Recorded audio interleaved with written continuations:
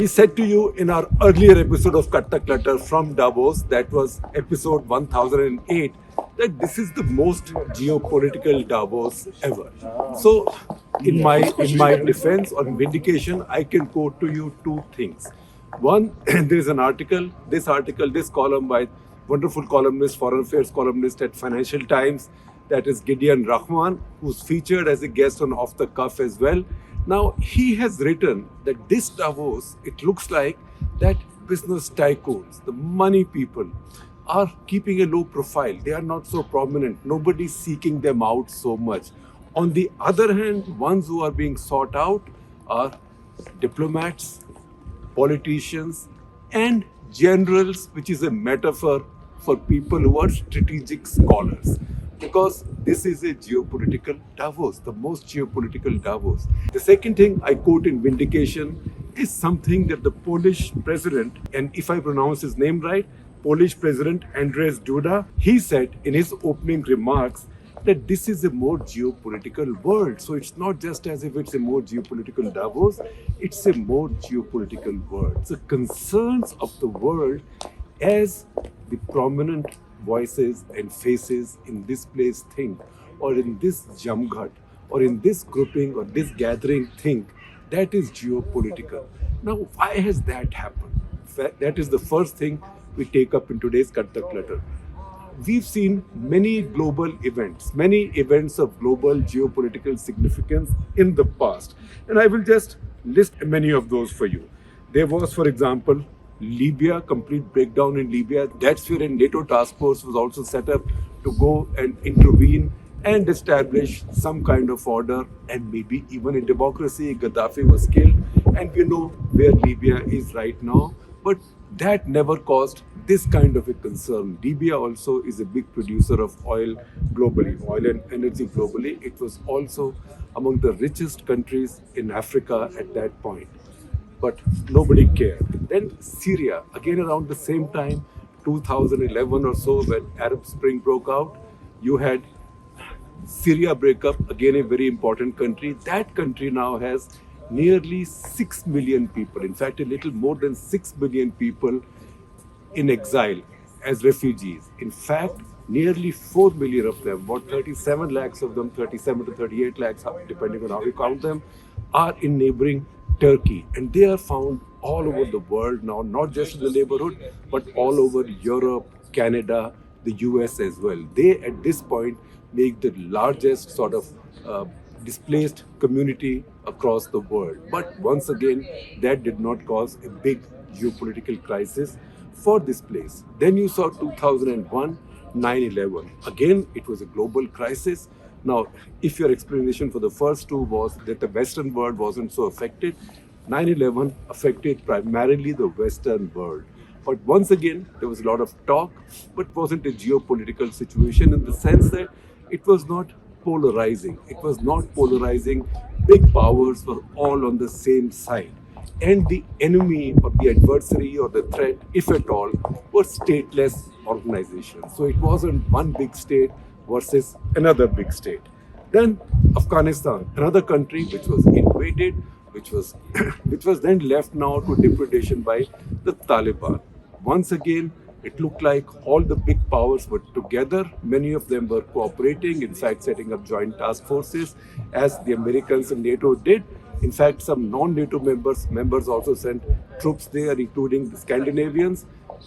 But Russians kept out. They kept out, but they did not oppose it. Russians and the Chinese did not oppose it because then the common threat was Islamic terror.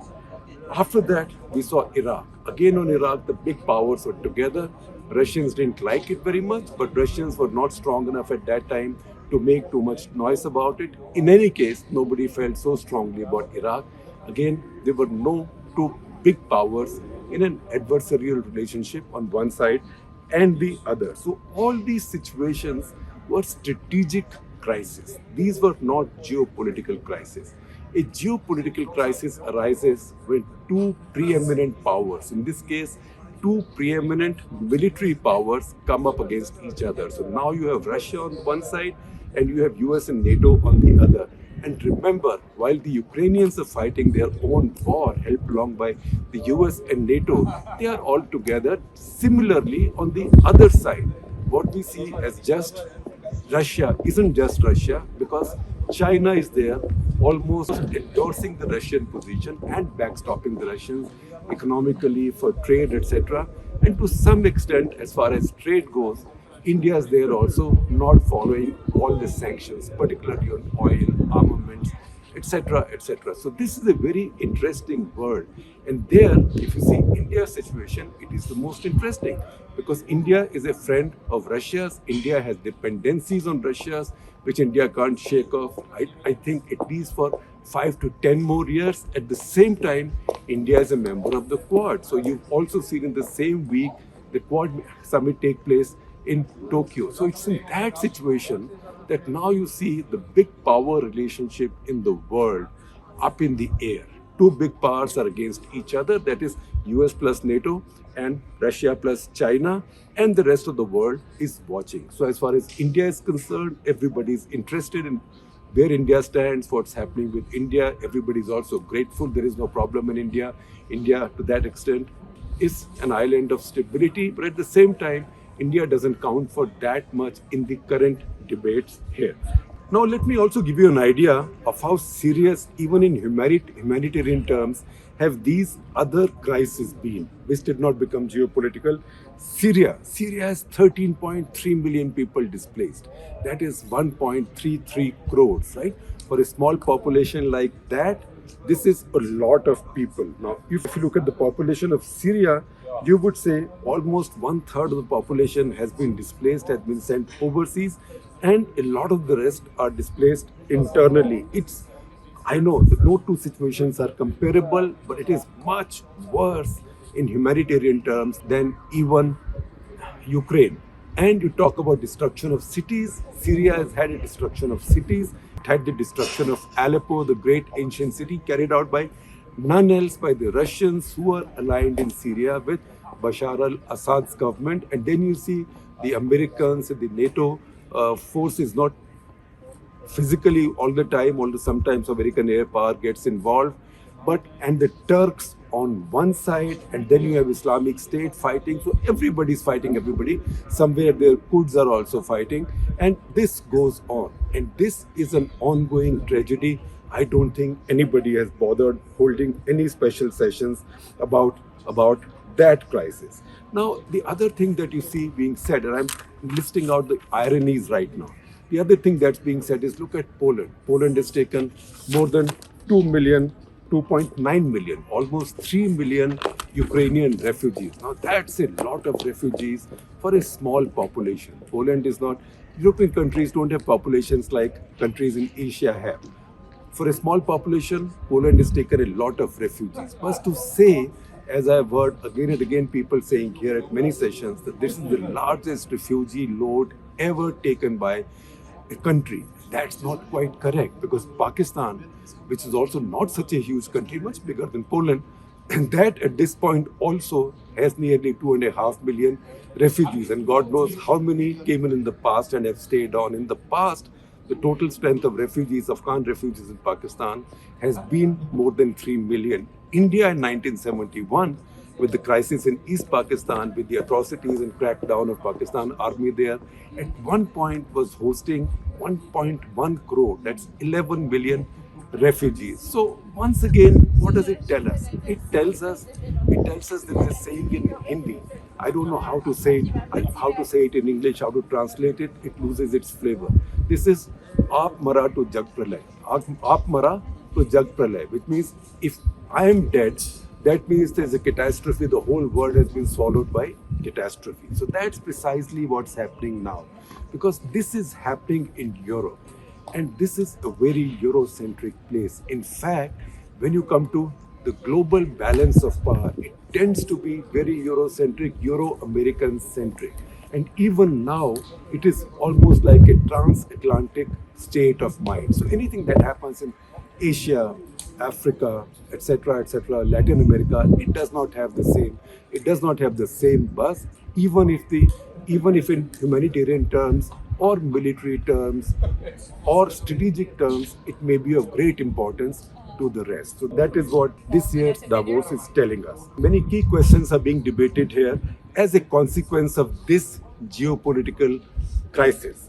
First is, does it mean the end of globalization? So there was a session that I attended where a bunch of interesting, important people spoke that had a larger grouping of corporate people. And you could see that corporate leaders had some concerns about this.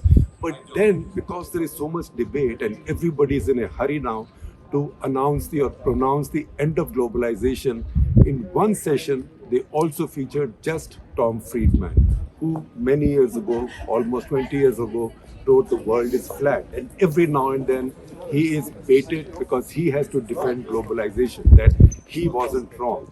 Now that session was an eye-opener because I learned many memorable lines or quotable lines, as you usually would with Tom Friedman. But he said that, look, we had the First World War and the Second World War. They didn't end globalization. So this war isn't that big. The important thing is that this is the First World War, right? So this is a war in which the combatants are all from the First World. This is not a Third World War. Usually, since Second World War, the general impression is that wars now take place in the Third World. So this is the first war. Even if the richest, the most powerful countries are fighting, they are fighting some Third World countries like Americans in Iraq, for example, or the Russians in Syria, or Americans in Afghanistan. But this is the First World War. And he gives a very good example. In fact, he says, see, Putin might have thought that this is the end of globalization. And this is not a globalized environment. It's a country fighting another country, a much bigger country fighting a stronger country. But Ukrainians are fighting back in a totally globalized way.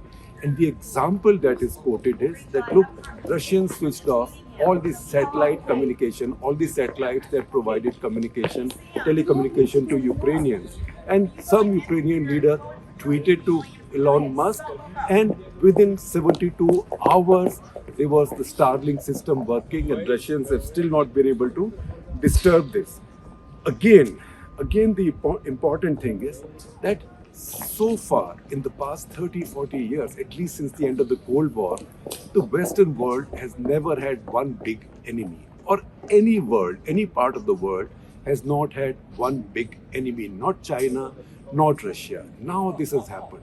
What has now happened is that the entire Western world and their allies have one big enemy, and that enemy is Russia.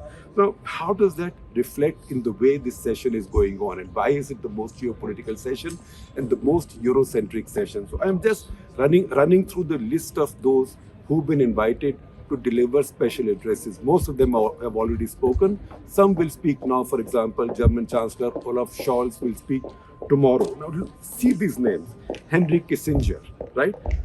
Pedro Sanchez, Spanish Prime Minister. Volodymyr Zelensky himself, he was on remote, on satellite, but he spoke himself. Kuleba, the Ukrainian Foreign Minister. Ursula von der Leyen, President of the European Commission. Federal Chancellor of Austria, Karl Nehammer, was actually scheduled to speak today but cancelled at the last moment. Isaac Herzog, President of Israel. Now you might say Israel is Asia, but Israel is Asia and Europe.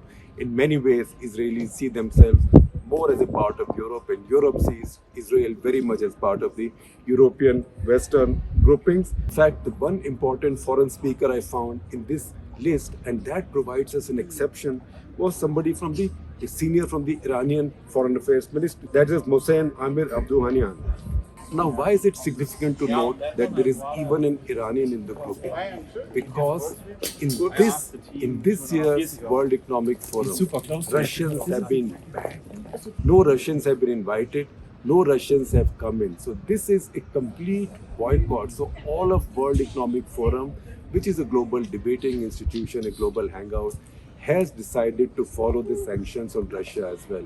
That tells you how polarized this is and how geopolitically divided this is.